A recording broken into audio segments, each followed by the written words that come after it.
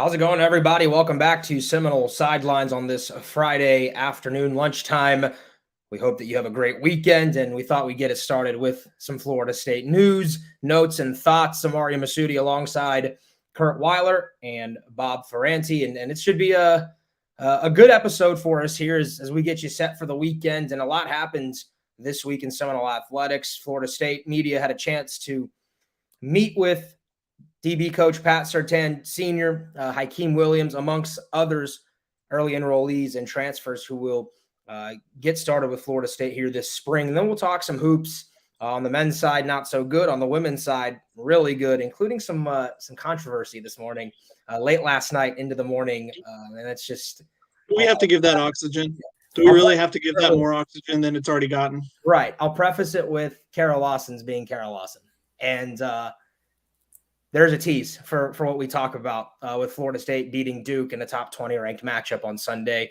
And then we'll talk some baseball. They've had some scrimmages. We're getting closer to opening day in just a couple of weeks. Am I right? It's 2 Fridays away? After 2 weeks from today.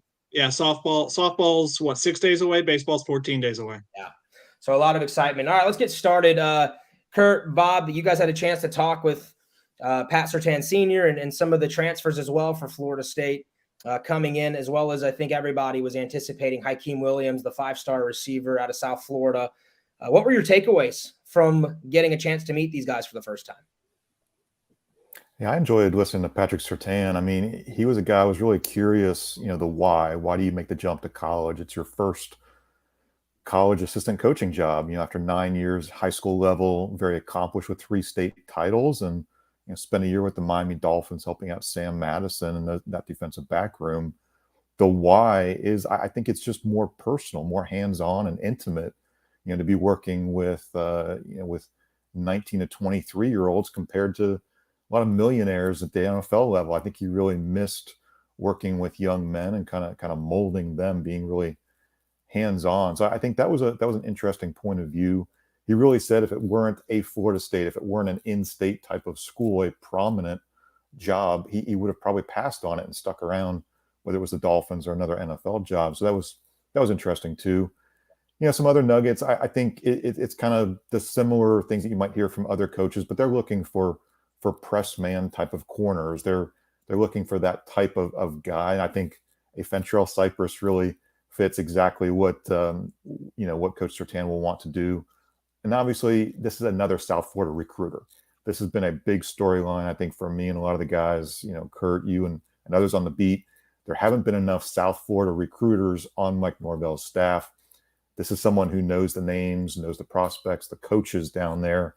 That can only help moving forward as you're just building relationships. Yes, he's a first-time recruiter on this side of the table. He's been on the other side of the table, and I think he knows enough people out there to where those relationships, those doors will open very, very easily for him. Yeah, I mean, he was definitely. We enjoyed getting to talk to him, as we do everybody, and it was impressive. A lot of what he said. I think. I mean, you talked about the press man. I think you also talked pretty candidly about we want guys who take the ball away, and that was something that Florida State was lacking a bit this past season, I would say, and hasn't been. I mean, they haven't been a truly great cornerback at that since, is it Tavares McFadden, who had his issues but had a lot of picks. So, I mean, yeah, I think all you need to know about, like Bob talked about, what he means, what he can do in South Florida, probably as a guy who was a head coach in South Florida, multi-time, coach of the year down there at American Heritage. I think all you really need to know is how kind of the rival fans reacted to that. I think both Miami and Florida fans, who are going to be in a lot of battles down there in South Florida, saw it for, I think, the problem it could be for a guy with his experience, even if not at this level. Both as a player or a long time in the NFL and as a elite level high school coach down there before he's with the Dolphins. I think it's exactly what you wanted. I think, Bob was talking about, the South Florida. I think Florida State has done well to build down there, kind of coming from a place where there wasn't a ton of bonds down in South Florida. I think you've seen them, pull some. Look at Edwin Joseph and Conrad Hussey in this most recent recruiting cycle. But like you said, Pat Surtain is only really going to help that and go to another level. Yeah, I think that to me was the biggest takeaway. I'll co-sign what both of you said, the takeaways, right? And I think in an ideal defense, especially in today's modern football, the ability to shorten the field with your defense is so important. And that's something FSU has really struggled really since those Jeremy Pruitt days. Even when you had Charles Kelly, a D coordinator, I mean, you weren't really creating turnovers as a unit, as a team. And it's not always just the interceptions. I think it's, being able to create fumbles, create negative plays. How on offense we talk about explosive plays and explosion rate. I think defensively they come in similar forms, just in the form of takeaways, as well as tackles for loss, sacks. I think all of that goes hand in hand, right? Like you want the defense kind of symbiotic, and the defense has got to get some interceptions. There have been some really good DBs that FSU has had back there that haven't had enough takeaways. So that was the biggest thing. And then Curt, you're right. Like he's a South Florida legend. Like Pat Surtain Sr. is a big deal when you go south of Central Florida, right? And you get down there to the 305 and you get down there to Broward and everybody knows Pat Surtain Sr. Dolphins fans adore him. And that's a big deal just from a relationship standpoint. He's going to get in those high schools. And of course, what he's done as a high school head coach at American Heritage, that's a big deal too. But I think overall, we don't know what he can do as a coach yet. I mean, we'll see.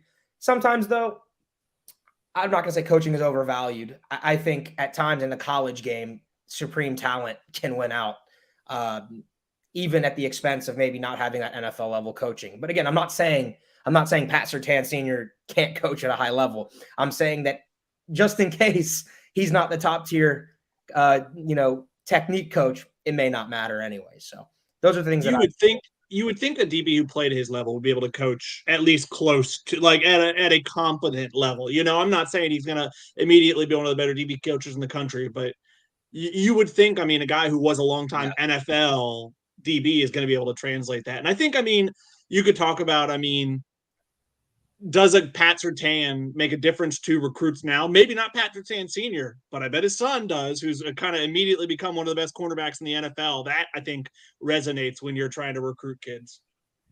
Yeah. So, and Bob, and that's a thing, too, for Florida State's defense is when we've talked about, in the past is trying to find ways to impact the game, right? And it's not just, with Adam Fuller, you do a good job of limiting explosive plays over the top. And for the most part, you've done a good job when you've had Jermaine Johnson, Jared Verse, guys, single-handed guys that can win one-on-one battles. You've been able to control the line of scrimmage for the most part. But there are games in which, Oklahoma, Florida, where they control the line of scrimmage, and it would have been nice to kind of have a turnover here or there to maybe calm their offensive outbursts. So that to me is something that stood out too. Yeah, I think we've seen a fair way to say it might be to say inconsistencies in player development in that defensive back group. The question about Marcus Woodson was never how good of a recruiter he is, because he was clearly a very good one, despite all the Travis Hunter stuff that happened that was probably much more about NIL and Deion Sanders than ever about Mike Norvell and Marcus Woodson. But there were questions about why certain guys in the DB room were not developing, Demore Tate or Travis J. Why did Kevin Noles, I think he took a step back in his second year in Tallahassee. Why aren't these guys building on what seasons they have put out there? We've seen some positives, not enough positives, I think, across the board. So not to criticize Marcus Woodson too much, but I think it could be a good chance for some new relationships to be built, for Patrick Surtain to come in here and just have a very open mind about everyone and to strengthen just overall player development.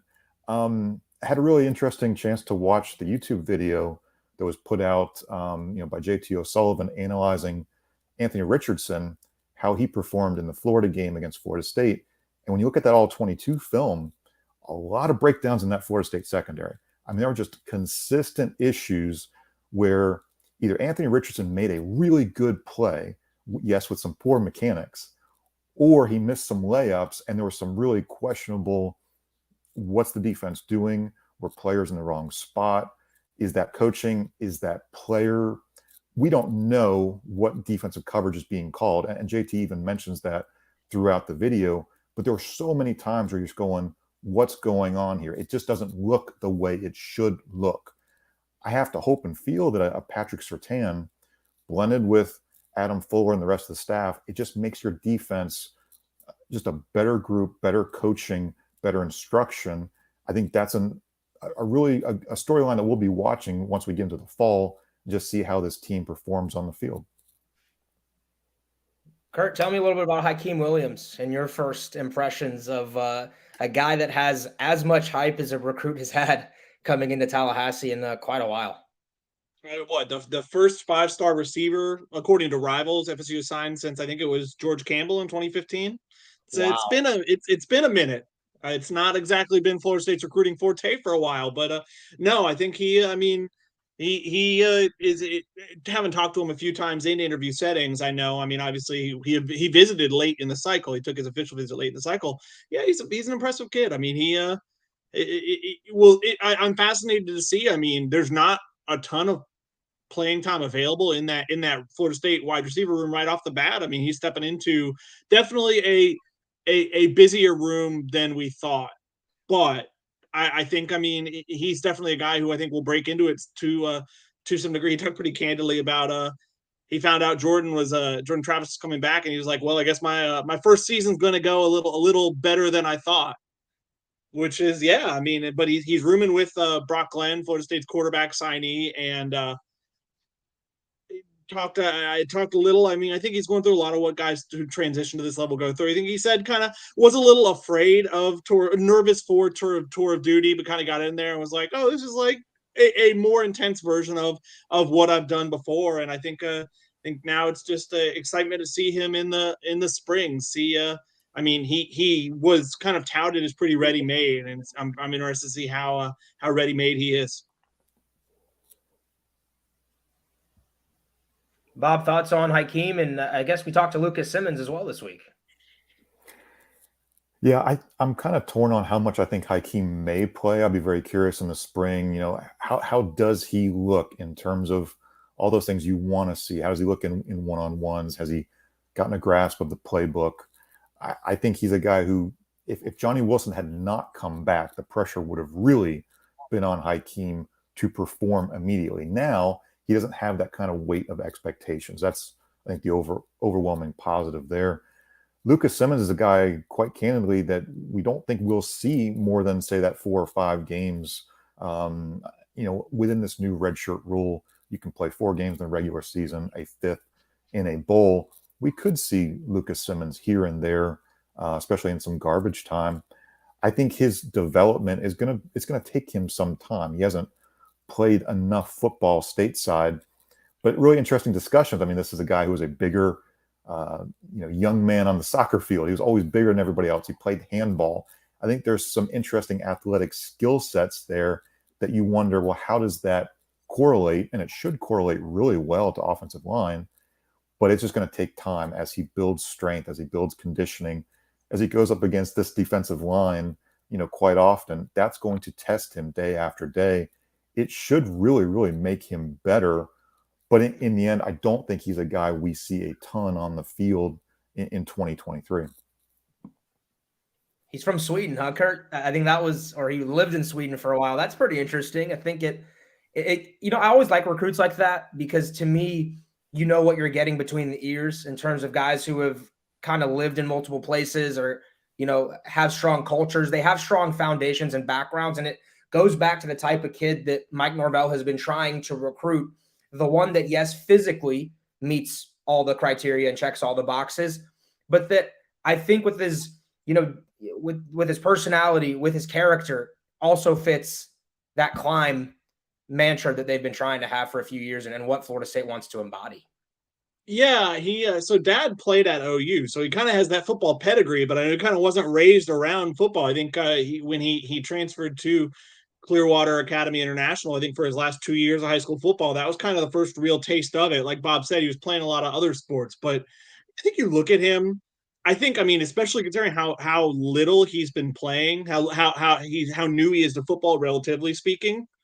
I think he might be the most high ceiling offensive tackle that Florida State's brought in under Mike Norvell in a while. I mean, Julian Armella also in that conversation, but I think, I mean, when you look at what you're looking for from an offensive tackle, especially once he gets a little time in the strength conditioning program to fill out, I mean, yeah, he has the chance, I think, to be a special one. Although I would agree, especially with everyone they've brought in through the portal, not immediately like Julian Armella this past year. Bob, your thoughts on what Simmons might be able to bring to the table? I know you said maybe the first 4 or 5 games that he could play, or those 4 or 5 games total. But again, on the offensive line, you've got to have numbers, right? Even with the transfer portal, things happen, guys go down. I thought this year Florida State had relatively good injury luck on the offensive line. There have been seasons in which it's been worse, and you can't count on it to be the same next year, right? And so having a guy like Lucas Simmons could be big for FSU, and big to get him here in the spring as well as an early enrollee. Yeah, I think that the neat thing is he can lean on a Bless Harris, on a Robert Scott, guys who have been around the block. And you're right, to some extent there were the preseason, early season injuries with like a Caden Lyles and a Bless Harris, but they kind of rode through with that main group of say 8 to 9 guys throughout the season. Offensive linemen can't stay healthy throughout the year. You can't expect that. It's not going to happen. It's the nature of the position. So building depth for the future is really important. I think just overall looking at this room since Mike Norvell and Alex Atkins have arrived, the quantity of just scholarship offensive linemen has gone up from say 13 or 14 to let's say 19 or 20, depending on what happens with these waivers with Dimitri Emmanuel. Caden Lyles will probably go into coaching, but they do have a waiver out there to see if he can get a 7th year. So that's to be determined. But Lucas Simmons can learn. He has good mentorship. I think that's a great storyline. Is all these young guys coming in are not facing what the 2020 freshmen were facing coming in. You've got good leadership. You've got good mentors, good assistant coaches, and they can just get out there and learn without the pressure that say Robert Scott had to play early on, without the, Murray Smith had to play early on, Darius Washington, same thing. That's really good for player development because we've talked about this with Mark Salva for years. You don't want to be leaning on true freshmen, redshirt freshmen on the offensive line. You're not developed yet from a technique and a strength and conditioning standpoint. It's great to be an apprentice and not somebody who's truly forced to go out there and do 60 plus plays on a Saturday.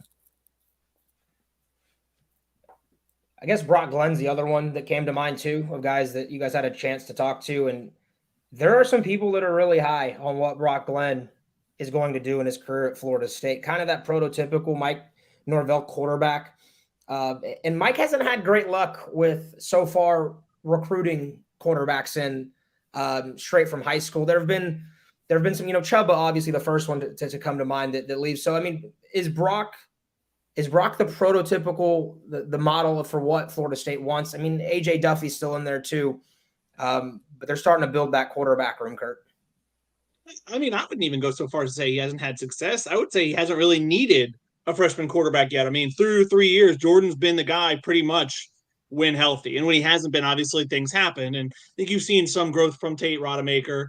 Chuba is kind of just a factor of today's college football. But I think Brock Glenn was a really impressive guy to talk to. Said a lot of the right things, I would say, as a true freshman quarterback coming in. I mean, obviously he's a guy who liked Florida State, but I think before the season when he committed, he saw genuine, committable interest from Ohio State. And it's hard to pass up on that, especially when Florida State hasn't had a winning season in a bit. But I think he talked about, Mike Norvell and Tony Tokar stayed on him and kind of kept that relationship and kind of were like, if we have a season we think we're capable of having, we hope you'll still consider us. And I mean, they flipped him from Ohio State, which is no easy task. And he was an impressive guy. I mean, talked pretty candidly about I don't expect to play this year.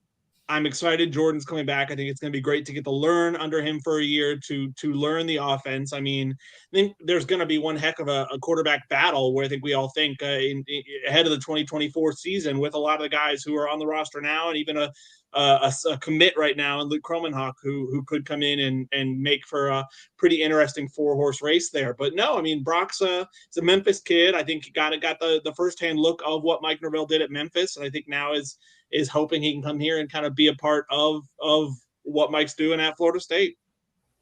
And Bob, it's only going to help. Debate. Yeah, it's only going to help to get him in early, right? To get him in especially for a quarterback to come in this early. Yeah, I think you always want to see quarterbacks be able to early enroll.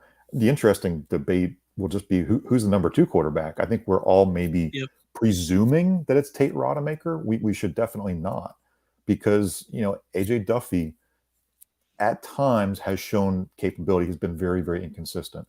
Can Brock Glenn jump in there and just show off enough knowledge of the system, enough ability to make the various throws?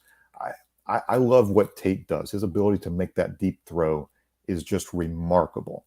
But there are also those layups that he just doesn't make them with enough consistency. I think happy beyond words that Jordan Travis is back, but who that number 2 quarterback is, who gets the most reps in practices and is in position to get some game reps is to me the biggest storyline in that position group. Yeah, it'll be interesting because Brock, you want to get Brock in the 4 games, I have to imagine. I think we all think there will be plenty of, or a number of opportunities where you're winning comfortably and Jordan doesn't have to play full 4 quarters, and you can kind of figure out how you want to break that down. But I mean, AJ's not on that redshirt restriction anymore. And yeah, I mean, Tate, where does Tate factor into that? I mean, I think he's the experienced one of the group. It will be interesting to monitor this offseason into next year for sure. Yeah. And again, I think, getting early enrollees is so important for Florida State, whether it's transfers or high school kids. I think it's probably even more important for the kids coming from the high school ranks than it is for those transfers, just to kind of get acclimated to college life. So many different things that you learn, I think, in getting to do it a semester earlier, I think only helps as they get into the summer and get into those summer workouts too after spring ball. So a lot of good stuff from football. We'll be talking plenty more football coming up. Spring practice just around the corner. We now know, by the way, the time and date for the spring game, April 15th, 4 p.m., I believe, will be kickoff. Still don't know if ACC Network will have it nationally or if it will be on the app. Yeah, I've heard conflicting things. They're saying extra. There is, yeah. It's also February 3rd, and plenty of time in television to change your mind and find a slot. So believe me, if I can be a part of that call anyway in the spring game, I will be calling my friends at Seminole Productions to try and get myself involved there. But all right, good stuff on the football front. Let's talk some hoops to close out Seminole Sidelines in this Friday afternoon, and then we'll touch on baseball before we say goodbye. Really tough game for Florida State, for Leonard Hamilton's team at NC State. And prior to that, the heartbreaker against Clemson. It's just been a really, really tough week for the Noles. Curt, this has been kind of the story of their season, right? They've had a couple of up moments in which they play well, and they've gotten a couple of results. And then there's some moments in which they kind of show up, and in the first 5 to 10 minutes of competition, it's over. What do we make of this Florida State men's basketball team?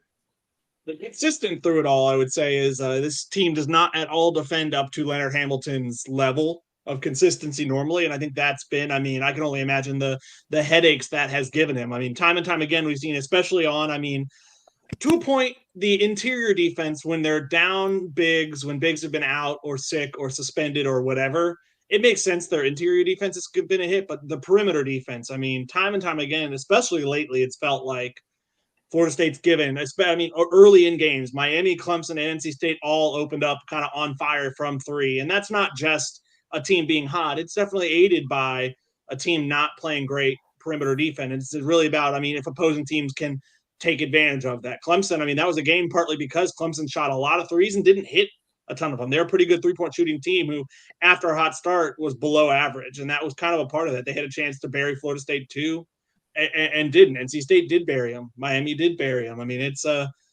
Notre Dame and Pitt, obviously. Those are impressive wins for Florida State, but you can't shake the one step forward, 2 steps back that has been this season. And I know, Bob,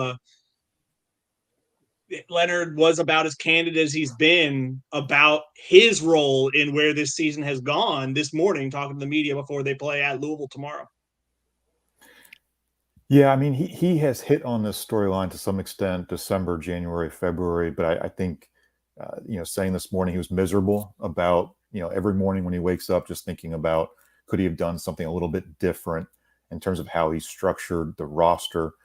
And look, we have to almost put this discussion into extreme context because he would have had two more transfer prospects, transfer players out there, if not for Cam Fletcher and Jalen Gainey having knee injuries. So, what do you look like on each end of the floor? What does your rotation look like if you have those guys? How do you look at Baba Miller if he didn't lose essentially half of a season? So it's amazing that he is second guessing this so much, but I think he knows just by looking out at the opponent every night. You see a Wake Forest that is very transfer heavy.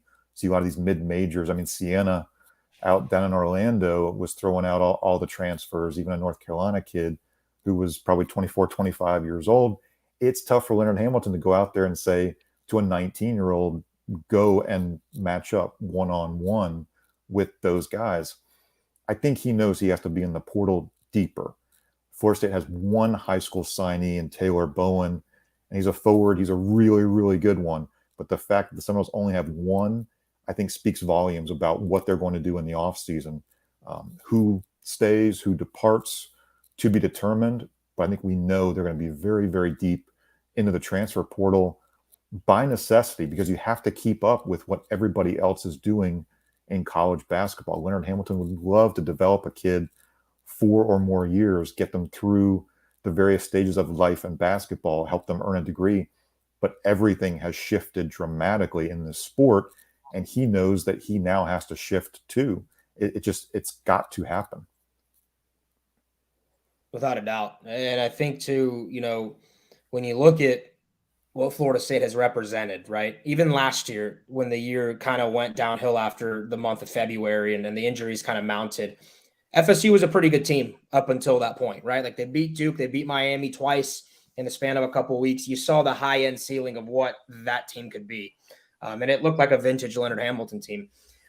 You've seen toughness. You've seen kids who have a competitive spirit that no matter what is available on the court, they're able to withstand runs. They're able to punch back. They're able to kind of fight you. And a lot of it's relying on that defense. And this year's team just hasn't been able to rely on its defense to get stops. I actually think it's a pretty decent offensive team. They've got some real talent on the offensive end. Matt Cleveland's ability to take that step forward. Caleb Mills has been kind of consistent in that 10 to 15 points a game ball club all year. What Darren Green Jr. has provided you, I think, offensively has been a plus from what they've had. But defensively, it's not just a little bit worse. It's way worse. It's like one of the worst defenses in the ACC. And it is Leonard Hamilton's worst defense that he's had in Tallahassee since he got here. So I think you look no further, Curt, than the last 3 games. All 3 teams have gotten out to ridiculous starts against FSU right out of the gate, right? I mean, Miami, Clemson did it with Hunter Tyson. I had a chance to call that game for ACC Network, and I saw with my own 2 eyes up close.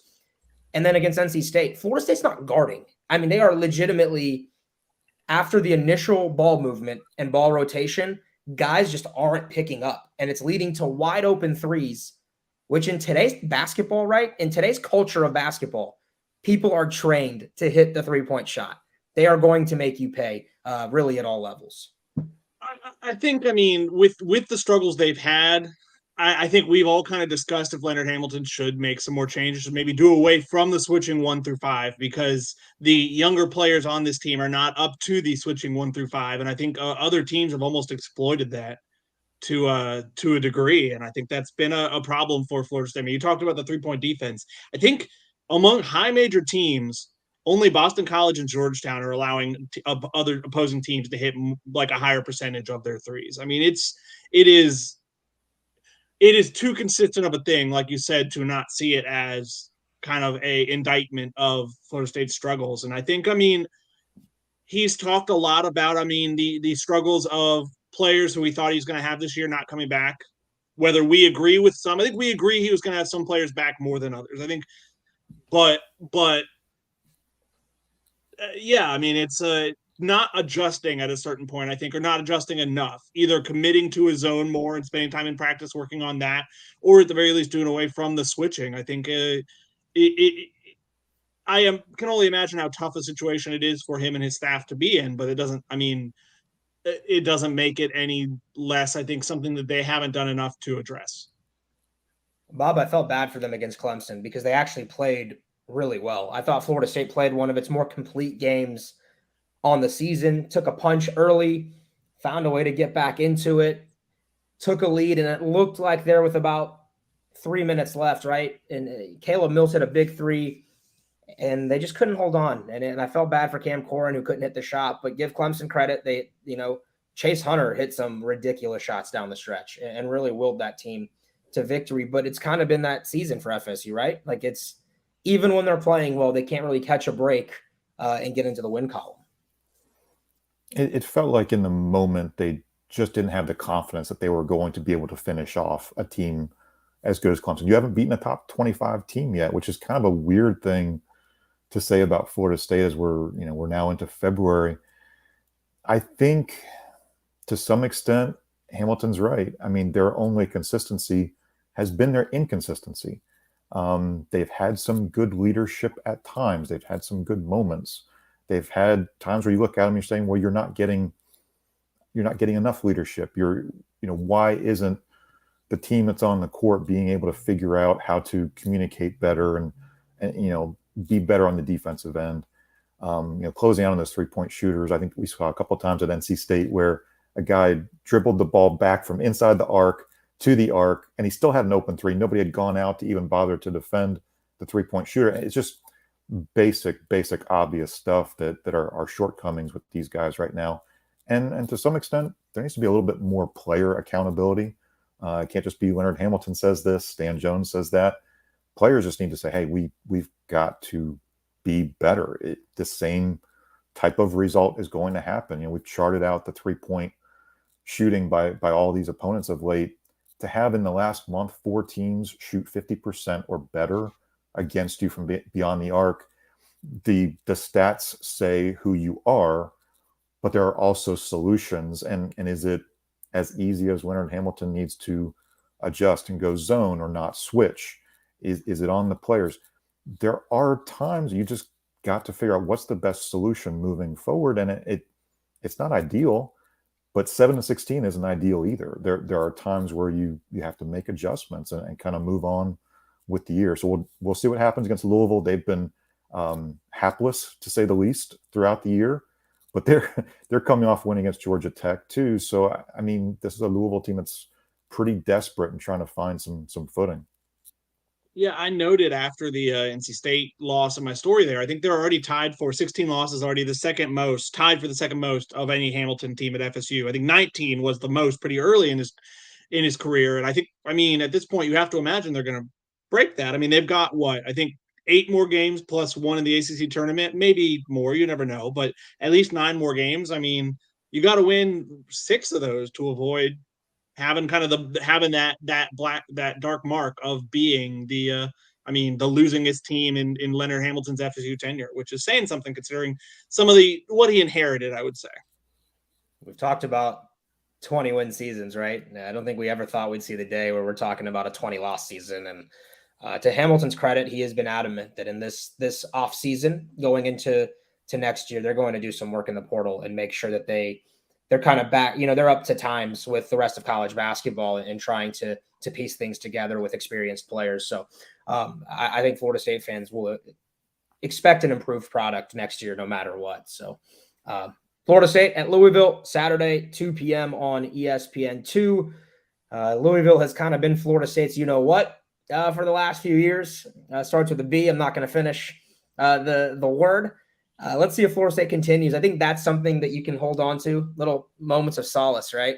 Like, okay, yes, we're not very good, but Louisville still can't beat us. And I think we'll find out at the Yum Center if Florida State can do that on Saturday. Now, you want to know a team that's been really good? Brooke Wyckoff's Florida State Seminoles. Ranked now 23rd. Big win over Duke earlier this week, and they finished off Wake Forest last night in a blowout fashion. So Seminoles are closing in. They're a half game back of an ACC regular season championship. I mean, no one thought this was coming, right? Like, I think everyone thought Brooke could do a good job, that she would bring high energy. I think people were excited to see Tanaya Latson get on the court. They have surpassed the wildest expectations, and they are locking in, Curt. I say they've got 6 games to do it, but they look like they're in prime position to host as a 4 seed or better, one of the first 2 rounds of the NCAA tournament. I mean, what an accomplishment that would be for this squad and Brooke Wyckoff's first full season.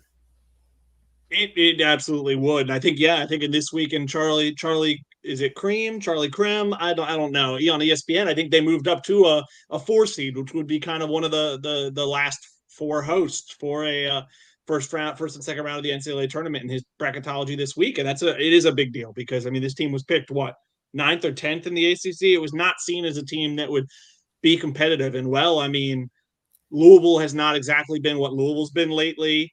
NC State has definitely not been what NC State has been. I mean, those are 2 programs that have run the conference that are not doing so. And Florida State's one of those teams that has risen to the occasion, along with Duke and along with Notre Dame, which is a program that has been there a long time under Muffet McGraw. And I mean, Tanaya Latson plays a big role, but I mean, you also kind of found the perfect offense for Tanaya Latson, and you've made Sarah Bajetti, I mean, a much improved player. KK Timpson's been a double machine for them. I mean, they are a lot of fun to watch. They did it again last night to Wake Forest. I mean, just on the regular, just like steady whooping butt in ACC play, with just like wins that are over by the end of the third quarter, essentially. And it has been very surprising and very impressive.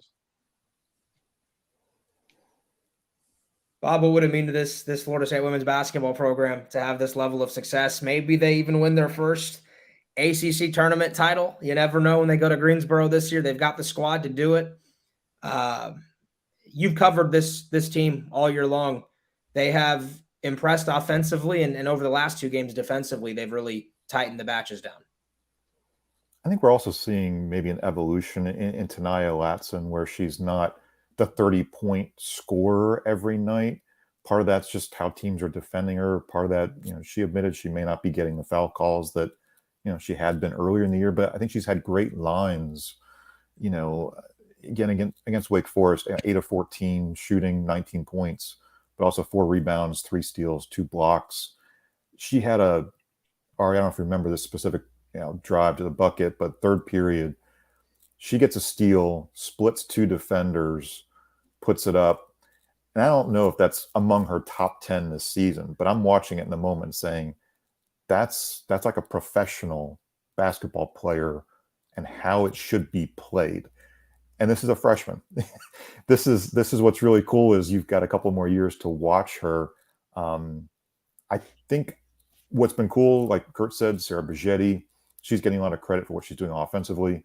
She should get credit for shutting down, I forget Spears' first name, but Spears, one of the Wake Forest, Joel Spear, has had some really good games for Wake Forest, and Bajetti, I believe, limited her to about 11 points Thursday night. So we're seeing some really good defense. We're seeing steals, creating points on the other end. Brooke Wyckoff was stunned. No offensive rebounds for Wake in the second half. Thursday night, when you're in a culture of defense and rebounding, that's a tone that's been set from Sue Semrau, going back to 1997. That's something that Brooke can appreciate, and she's really pushing that with the players. So I think they're really very much in that position to host a regional. I think we could never have dreamed that going back to October or November, that they would be in this position, but it's a good jumping off point here. 20 wins. I don't know how much. First ACC team to get there. When I asked Brooke, it was almost like this is an important moment, but it's a quick moment. You kind of let it go in the rear view mirror pretty quick. And I think that just kind of says this team feels like it's got bigger goals ahead of them.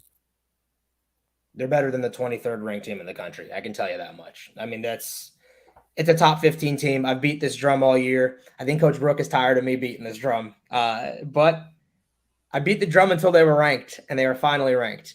And they're better than 23rd. That's a team that's top 15. And shout out KK Timpson for the jump that she's made. I think people are, kind of losing not appreciation, but it hasn't come to the forefront as much because of what Tanaya Latson has done. But there is a real shot KK is an all ACC first team member and the ACC Defensive Player of the Year. She leads the ACC in blocks and could set a record at Florida State for single season blocks set by Jacinta Monroe back in the day. So they got a couple games coming up. There's 2 that come to mind, at Miami, at Virginia Tech, who's a top 15 team. If the Noles can split that and then take care of business, they see Clemson again, they see Wake one more time, and they see a Georgia Tech team in Tallahassee that they beat by 1,000 earlier this season. So there is a lot of opportunity there for FSU to close in on this thing. And I think that team is mature. Brooke Wyckoff has always talked about how mature this group is inside the locker room. And so I like the leadership, right? Jazz Massengill gives you 135 plus career games at Tennessee, at Kentucky, kind of been all over the place and played in some big games in her career. And you can just kind of see it in her eyes. Nothing really phases her. And so, we'll keep an eye on Florida State. They get a week off, much needed.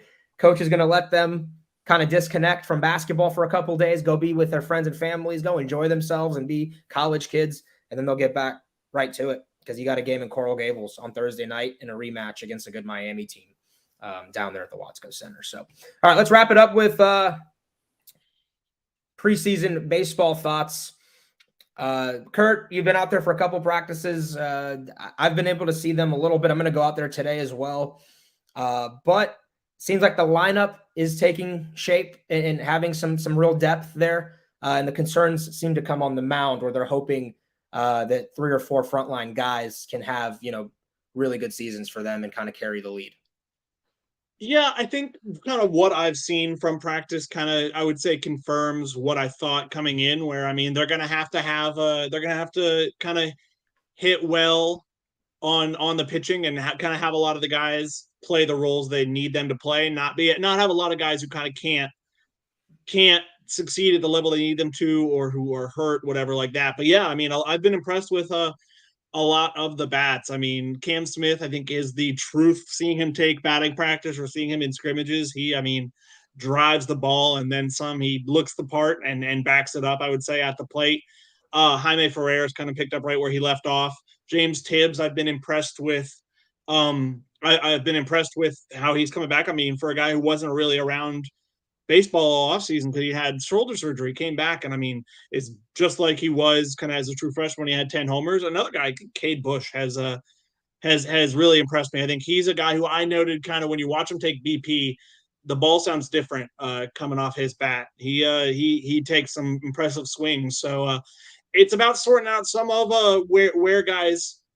It sounds like they have a better idea of what they're doing with the infield than they do outfield right now. I think outfield's a little more up in the air of who's going to land where. But I think this lineup will be able to mash, and I think it will be good enough that I think there will be plenty of days where it will be able to cover up, even if there are some kind of imperfections from what you're getting from the pitching staff. Bob, have you been able to get out there for a couple practices, and what were your thoughts talking to Link as well as seeing some of those newcomers? Listening to Link the other day when he was talking, it almost was an indication that he's not sure where some of these, battles will shake out. I think he has a better feel than what he wants to say publicly. We look at some of those arms, for example, Wyatt Kroll, Carson Montgomery, Jackson Baumeister. Could those be the 3 starters? Could some younger guys emerge there too? I also think he might be willing to toy with the concept of, if a guy is not a starter, he could bring one of those types of guys out of the bullpen for 4+ innings. So does he kind of flip that traditional baseball role, on its heels, so to speak? I think there's some options that he has. I think overall with the pitching staff, there's more question marks, but the talent, the just overall arm talent and, the various pitches that they throw, it's just a question of, can they control it? Can they, in the right situations, be the effective arms that are needed? But I agree with Curt. We might see more of those higher scoring February games, kind of typical of what you might see, just because the arms haven't really gotten into that rhythm just yet. But that's, in a normal year, that's really good. When you're going to TCU, week 2, that's where you kind of you wonder, what was the schedule made in the appropriate manner to line up with the talent on the roster? But it's also just a good point to kind of gauge where you are against really tough competition, against TCU.